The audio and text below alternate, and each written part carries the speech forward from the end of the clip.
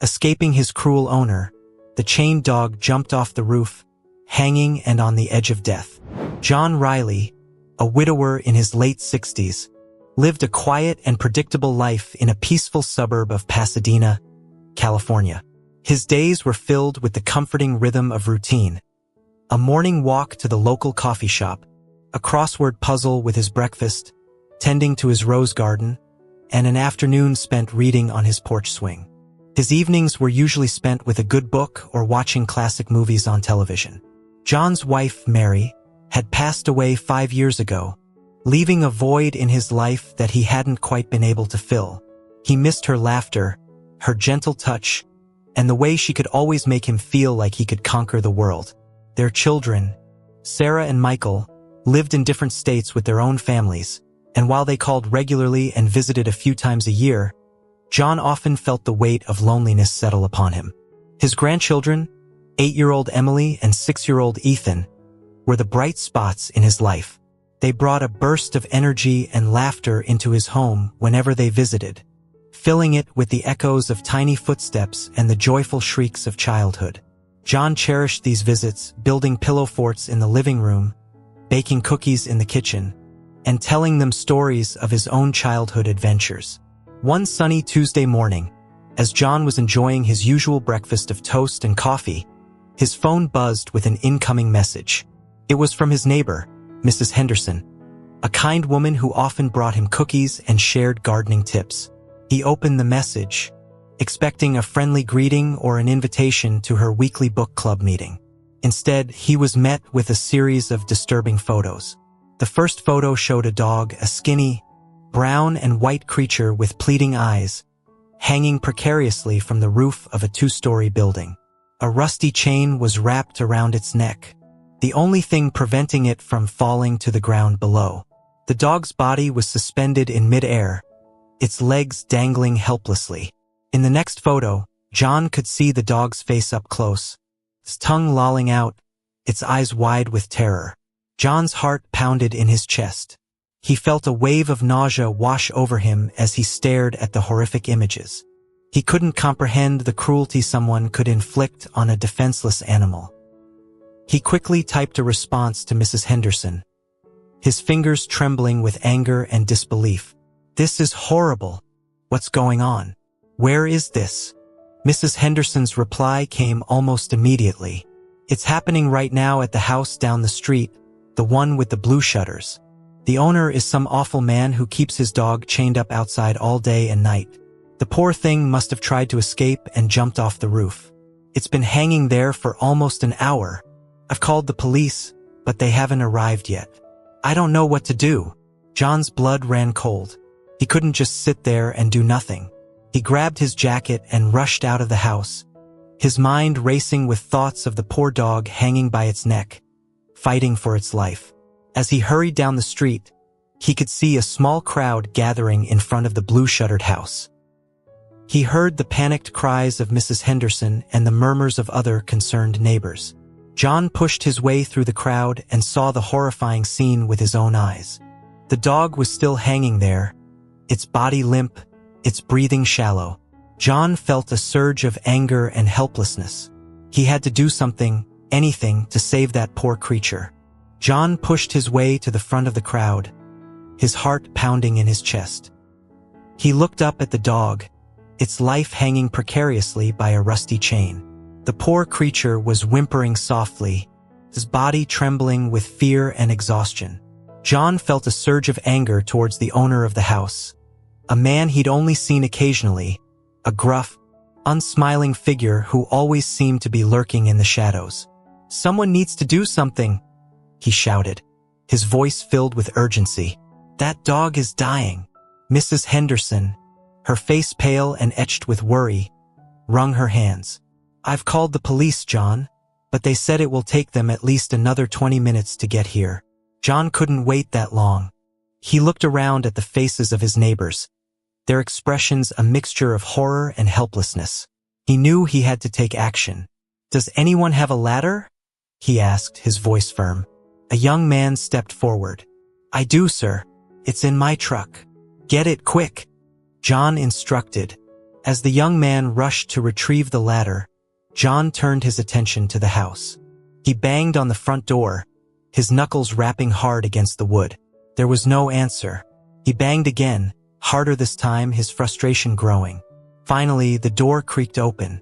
A man with a scruffy beard and bloodshot eyes stood in the doorway, a scowl etched on his face. "What the hell do you want?" he growled, his voice thick with annoyance. "Your dog," John exclaimed, pointing towards the roof. "It's hanging from the roof. We need to get it down." The man's eyes narrowed. "That's my dog," he slurred, his breath reeking of alcohol. "I'll do what I damn well please with it." John's anger flared. "You're hurting it. It's going to die." The man sneered. "So what? It's just a stupid dog." He slammed the door in John's face. John felt a surge of rage. He wanted to punch the man, to break down the door and rescue the dog himself. But he knew that wouldn't help the situation. He needed to stay calm and find a way to get that dog down safely. Just then, the young man returned with the ladder. John helped him position it against the wall, his hands shaking with a mix of adrenaline and fear. He started to climb, his eyes fixed on the dog above. "Hey!" The owner's voice boomed from the doorway. "What the hell do you think you're doing?" John ignored him, continuing his ascent. He reached the top of the ladder and cautiously made his way onto the roof. The dog was whimpering softly, its eyes pleading for help. John approached the dog slowly, speaking in a soothing voice. "It's okay, boy. I'm here to help you." He reached out and gently touched the dog's back. The dog flinched at first, but then seemed to relax slightly, sensing John's good intentions. John examined the chain, his heart sinking. It was old and rusty, and he could see that it was starting to give way. He knew he had to work quickly. He looked down at the crowd below. "Someone call the police again," he shouted. "Tell them we need them here now." He turned his attention back to the dog, his mind racing. He had to find a way to unhook the chain without causing the dog to fall. But the chain was wrapped tightly around the dog's neck, and he couldn't reach the clasp. Just then, he heard the sirens in the distance. Help was on the way. The wail of sirens grew louder, cutting through the tense silence that had settled over the crowd. John, perched precariously on the roof with the terrified dog, felt a surge of relief. Help was finally arriving. Within minutes, 2 police cars screeched to a halt in front of the house. Officers jumped out, their faces grim as they assessed the situation. One of them, a tall, broad-shouldered officer with a stern expression, approached John. "Sir, please step away from the dog," the officer instructed, his voice authoritative. "We'll handle this." John, his hands still gently resting on the trembling dog, hesitated. "The chain is about to snap," he explained, his voice strained. "We need to get him down now." The officer glanced at the rusty chain, then back at John. He nodded curtly. "We'll need you to keep him calm while we get another officer up there with the proper equipment." John nodded, his anxiety growing with each passing second. He could feel the dog's fear, its rapid heartbeat against his hand. He whispered soothing words, hoping to calm the terrified creature. Another officer, a younger man with a kind face, quickly scaled the ladder, carrying a pair of bolt cutters. He carefully approached the dog, his movements slow and deliberate. With a swift motion, he snipped the chain. John, with the help of the younger officer, gently lifted the dog and carried him down the ladder. As soon as they reached the ground, the dog collapsed onto the grass, his body trembling with exhaustion. A collective gasp arose from the crowd as they witnessed the dog's condition. He was emaciated, his ribs clearly visible beneath his matted fur. His eyes were sunken, and his tongue lolled out, parched and dry. The first officer approached the homeowner, who had emerged from the house, his face flushed with anger. "Sir, you're under arrest for animal cruelty," the officer announced, his voice firm. The man sputtered in protest, but the officer quickly handcuffed him and led him towards the police car. John knelt beside the dog, his heart aching for the suffering the poor creature had endured. He gently stroked the dog's head, whispering words of comfort. "You're safe now," he murmured. "No one will hurt you again." The dog looked up at John with gratitude in his eyes, a faint wag of his tail offering a glimmer of hope amidst the despair. An animal control officer arrived on the scene and carefully examined the dog. "He's severely malnourished and dehydrated," she said, her voice filled with concern. "He needs immediate medical attention." John didn't hesitate. "I'll take him," he said, his voice filled with determination. "I'll make sure he gets the care he needs." The animal control officer smiled. "Thank you, sir. You're a good man." John carefully lifted the dog into his car and drove towards the nearest animal hospital. His mind filled with a mix of anger, sadness, and a newfound sense of purpose. He didn't know what the future held, but he knew one thing for sure. He wouldn't let this dog down. The veterinarian, a kind woman with gentle eyes and a warm smile, examined the dog with a practiced touch. "He's lucky to be alive," she said, shaking her head. "He's suffering from severe malnutrition and dehydration. His kidneys are also showing signs of damage. We'll need to keep him here for a few days to monitor his condition and get him stabilized." John nodded, his heart heavy with concern. He watched as the veterinarian and her assistants gently placed the dog on a comfortable bed, administering fluids and medications. He felt a surge of protectiveness towards the fragile creature, a feeling he hadn't experienced since his children were young. "Can I visit him?" John asked, his voice filled with hope. "Of course," the veterinarian replied. He could use a friendly face. Over the next few days, John became a regular visitor at the animal hospital. He sat by the dog's bedside, talking to him softly, reading him stories from the local newspaper, and offering words of encouragement. He learned that the dog had been named Brave by the staff, a fitting name for a creature who had shown such courage in the face of adversity. Brave responded to John's kindness with a gentle affection that touched the old man's heart. He would lick John's hand, nuzzle his leg, and gaze up at him with trusting eyes. John felt a bond forming with the dog, a connection that ran deeper than he could have ever imagined. After a week of intensive care, Brave was finally well enough to go home with John. The veterinarian gave John detailed instructions on how to care for Brave, emphasizing the importance of a healthy diet, regular exercise, and plenty of love and attention. John welcomed Brave into his home with open arms. He created a cozy bed for him in the living room, bought him a mountain of toys, and took him for short walks in the park, gradually increasing the distance as Brave regained his strength. Brave thrived under John's care. He gained weight, his fur became glossy and soft, and his eyes sparkled with newfound joy. He followed John everywhere, his tail wagging constantly. He seemed to sense John's loneliness, offering companionship and unconditional love. John's life took on a new rhythm, revolving around Brave's needs and well-being. He woke up early each morning to take Brave for a walk, enjoying the fresh air and the quiet beauty of the sunrise. He spent his days playing fetch with Brave in the backyard, teaching him tricks and brushing his fur. In the evenings, they would curl up together on the couch, Brave's head resting on John's lap as they watched television or listened to music. John's heart felt lighter than it had in years. Brave had filled the void in his life, bringing him a sense of purpose and joy he thought he had lost forever. He realized that in rescuing Brave, he had also rescued himself. The news of Brave's rescue and his former owner's arrest spread quickly through the quiet suburb. Neighbors who had witnessed the horrific scene expressed their outrage and support for John and Brave. Many brought over treats and toys for Brave, while others offered their help with walking and caring for him. John, touched by the community's kindness, felt a sense of belonging he hadn't experienced in years. He started attending the neighborhood watch meetings, something he had always avoided in the past. He found himself engaging in conversations with people he had only exchanged polite greetings with before. He even joined Mrs. Henderson's book club, discovering a shared love for classic literature and lively discussions. But amidst the newfound sense of community and purpose, John couldn't shake the feeling that justice needed to be served. He couldn't bear the thought of Brave's former owner getting away with his cruelty.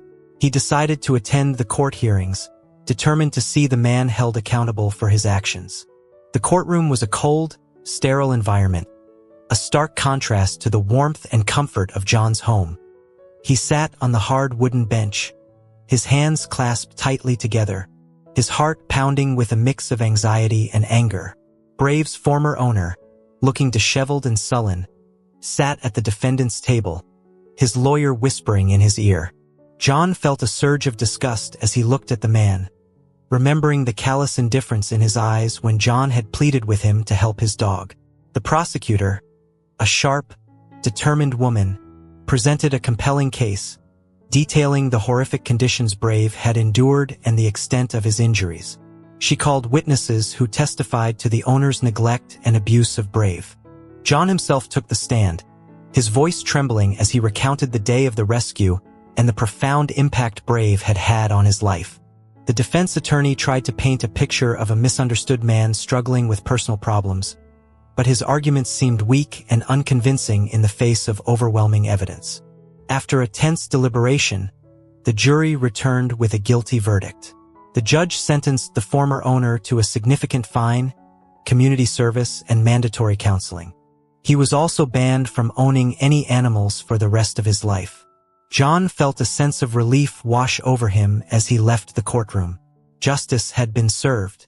He knew that no punishment could ever erase the suffering Brave had endured, but at least the man would never be able to hurt another animal again. As he walked out of the courthouse, John felt a warm lick on his hand. He looked down to see Brave sitting patiently by his side, his tail wagging gently. John knelt down and wrapped his arms around Brave, burying his face in his soft fur. "We did it, Brave," he whispered, his voice thick with emotion. "We won." Life with Brave had brought a renewed sense of purpose and joy to John's life, but it wasn't without its challenges. Brave, despite his gentle nature and affectionate disposition, still bore the scars of his past trauma. He was often anxious, especially when left alone, and would pace restlessly, whimpering softly. Loud noises, such as thunder or fireworks, would send him into a panic, causing him to tremble and hide. John did his best to soothe Brave's anxieties, offering him comfort and reassurance. He bought him a thunder shirt, a snug-fitting garment that seemed to provide some relief during storms. He played calming music and spoke to him in a low, soothing voice, reminding him that he was safe and loved. One evening, as John was preparing dinner, he heard a loud crash from the living room. He rushed in to find Brave cowering under the coffee table, his body trembling, his eyes wide with fear. A vase, one of Mary's favorites, lay shattered on the floor. John knelt beside Brave, his heart aching for the dog's distress. He gently coaxed him out from under the table, speaking to him in a soft, reassuring voice. "It's okay, Brave," he murmured. "It was just an accident. You're safe now." He cleaned up the broken vase, trying to ignore the pang of sadness that accompanied the loss of another cherished reminder of Mary. He knew that Brave couldn't help his reactions, that his fear was a result of his past abuse. But he couldn't deny the frustration and exhaustion that were starting to weigh him down. Later that night, as John lay in bed, unable to sleep, he found himself questioning his ability to care for Brave. He was getting older, and the physical and emotional demands of caring for a traumatized dog were taking their toll. He worried about what would happen to Brave if something happened to him. He thought about his children, Sarah and Michael. They both had their own families and busy lives. He didn't want to burden them with the responsibility of caring for Brave. He knew they loved animals, but he also knew that taking on a dog with Brave's needs was a big commitment. John sighed, turning over in bed. He loved Brave dearly, but he couldn't ignore the nagging doubts that were creeping into his mind. He needed to find a solution, a way to ensure Brave's future happiness and well-being, even if it meant making a difficult decision. The next morning, John woke up with a heavy heart. He looked at Brave, curled up peacefully at the foot of his bed, and felt a wave of love and responsibility wash over him. He knew he couldn't give up on Brave, but he also knew he needed to find a solution that would ensure Brave's long-term well-being. After much contemplation, John decided to reach out to the local animal shelter. He explained Brave's situation, his past trauma and his anxieties, and his concerns about his own ability to provide the care Brave needed in the long run. The shelter staff listened compassionately and assured John that they would do everything they could to find the perfect home for Brave. They suggested that John continue to foster Brave while they searched for a suitable adopter, allowing them to assess Brave's personality and needs in a home environment. Over the next few weeks, John continued to care for Brave, but with a renewed sense of hope. He worked with the shelter staff, providing them with insights into Brave's behavior and preferences. He took Brave to adoption events, where he interacted with potential adopters, carefully observing their interactions with Brave. One afternoon, a young couple, Sarah and Mark, visited the shelter. They were drawn to Brave's gentle nature and soulful eyes. They listened attentively as John explained Brave's past and his anxieties, their faces filled with compassion and understanding. Sarah and Mark had a large, fenced-in backyard and a quiet home environment. They were experienced dog owners, having recently lost their beloved Labrador to old age. They were patient and gentle, and they seemed to have an intuitive understanding of Brave's needs. John watched as Sarah and Mark interacted with Brave, their voices soft and reassuring. Brave, in turn, seemed drawn to them, leaning into their touch and wagging his tail gently. After a thorough screening process, the shelter staff approved Sarah and Mark's adoption application. John, though feeling a pang of sadness at the thought of parting with Brave, knew that he had found the perfect home for his beloved companion. On the day of the adoption, John helped Sarah and Mark settle Brave into their car. He gave them a detailed care package, including Brave's favorite toys, his thunder shirt, and a list of his favorite treats. As Sarah and Mark drove away, Brave looked back at John, his eyes filled with gratitude and love. John waved goodbye, a tear rolling down his cheek. He knew he would miss Brave terribly, but he also knew that he had given him the best possible gift, a loving forever home. The house felt strangely quiet without Brave's presence. John missed the pitter-patter of his paws on the hardwood floor, the gentle thud of his tail against the furniture, the soft snores emanating from his bed. He missed their morning walks, their playful games of fetch in the backyard, the comforting weight of Brave's head resting on his lap in the evenings. But amidst the sadness, John felt a sense of peace. He knew that Brave was happy and loved, and that was all that mattered. He kept in touch with Sarah and Mark, receiving regular updates and photos of Brave enjoying his new life. He heard stories of Brave playing fetch in the park, swimming in the lake, and cuddling with Sarah and Mark on the couch. John's life gradually returned to a new normal. He continued to attend the neighborhood watch meetings and the book club, finding solace in the company of his newfound friends. He spent more time with his grandchildren, cherishing their laughter and their boundless energy. He even started volunteering at the local animal shelter, walking dogs and socializing cats, offering them the same love and compassion he had given to Brave. One sunny afternoon, as John was tending to his rose garden, he heard a familiar bark. He looked up to see Sarah and Mark walking towards him, Brave trotting happily by their side. Brave, upon seeing John, let out a joyful yelp and bounded towards him, his tail wagging furiously. He jumped up and licked John's face, his whole body wriggling with excitement. John knelt down and wrapped his arms around Brave, burying his face in his soft fur. He felt tears welling up in his eyes, tears of joy and gratitude. "Hello, old friend," he whispered, his voice thick with emotion. "I've missed you." Sarah and Mark smiled, their faces radiating warmth and affection. "We thought it was time for a visit," Sarah said. "Brave misses you too, you know." John spent the afternoon catching up with Sarah and Mark, sharing stories and laughter. He watched as Brave explored the backyard, chasing butterflies and rolling in the grass, his eyes sparkling with happiness. As the sun began to set, Sarah and Mark prepared to leave. John knelt down and gave Brave a final hug, whispering in his ear, "You'll always have a special place in my heart, Brave." Brave licked John's hand, his eyes filled with love and understanding. John watched as they drove away, a sense of contentment washing over him. He knew that Brave's story was a testament to the resilience of the spirit, the power of love, and the importance of second chances. And he knew that his own life had been forever changed by the brave dog who had jumped off a roof and into his heart.